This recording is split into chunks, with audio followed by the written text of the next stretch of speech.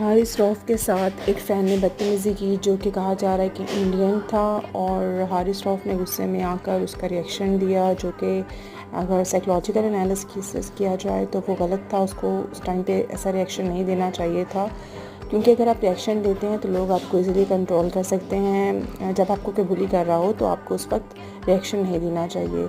उन्होंने फिर अपनी स्टेटमेंट भी हारिस रऊफ़ ने लगाई है कि जब उन्हें पता चला कि वीडियो वायरल हो गई है, उन्होंने बताया सारी सिचुएशन अपने फैंस को कि उन्हें ऐसे नहीं करना चाहिए।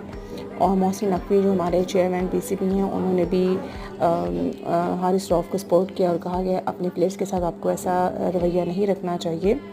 और बाकी जो उनके प्लेयर्स हैं, शादाब खान, शुएब मलिक और बाकी जो जितने भी प्लेयर्स हैं उनके, वो भी इनके सपोर्ट में आ गए हैं, और वो भी इसको उनको कह रहे हैं कि आपने जो प्लेयर्स के साथ हुआ हारिस रऊफ़ के साथ, वो ऐसा नहीं होना चाहिए था, जो कि वाकई नहीं होना चाहिए था। एक